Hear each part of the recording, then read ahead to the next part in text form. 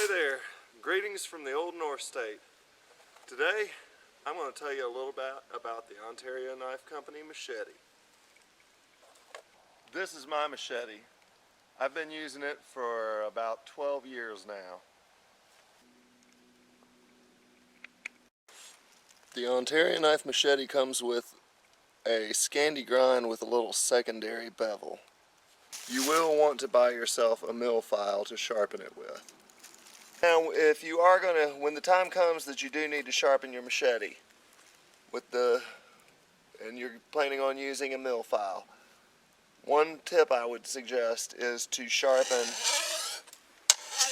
away from the edge. Do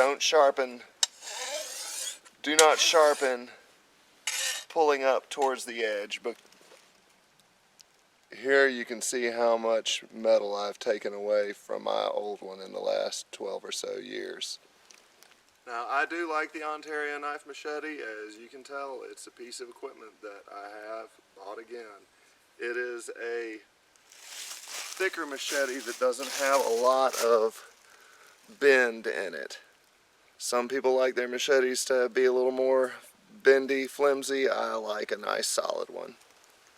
So I do like the Ontario Knife Machete. For about 20 bucks, the steel, I feel you can't really beat it. Now, there are a couple things that I don't like about the Ontario Knife Machete. First one, this thing right here, this D handle. When I first saw it in the store, I thought, oh hey, that'll be great. It'll save my knuckles from briars and stuff as I'm chopping. It doesn't.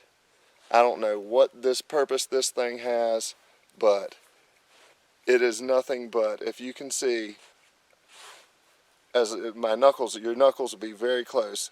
There are plenty of times as I'm chopping that my knuckles end up punching into this D-ring on this handle. It is awful. This D-ring will also sometimes smash into my fingernail, causing it to split. No, it's not going to kill me, but it's painful, and I hate it. Now, with the regular handle, you notice there is no D-ring. It's got these rivets in it. With a lot of use, these rivets will start to work loose. So you'll need to take some tape and tape around to keep the handle nice and tight. It's not anything really major, but it is something that you need to keep in mind. Now for a few pointers as far as using machete.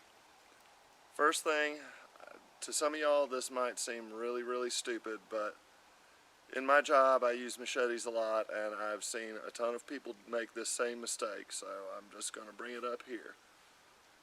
Don't try to cut through the wood sideways. Don't try to have a perpendicular cut going through the wood.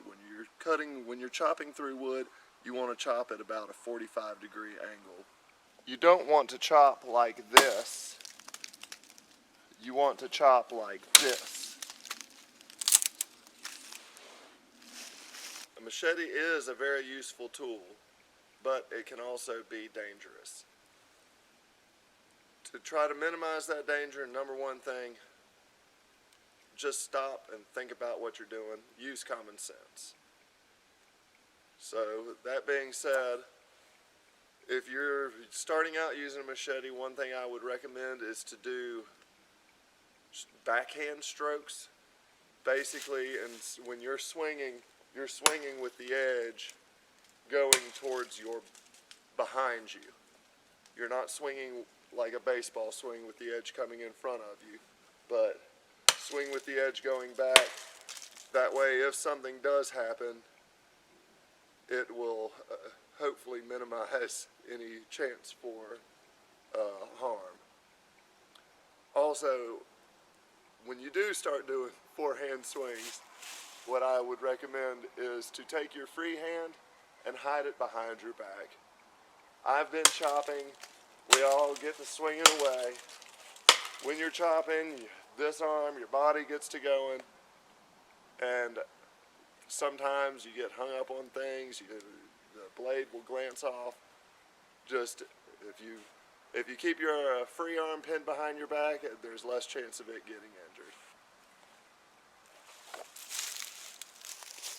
So there you go, that's the Ontario Knife Company Machete. I think it's a great tool, I love it. I bought myself a new one. Just like I said before, don't get the D-ring handle. The handle with the riveted handle, once you tape it up, is fine, it's great. Just, I don't know what that D-ring does other than cause pain to the user. So there it is. Get out and have some fun in the woods. See you next time. Bye-bye.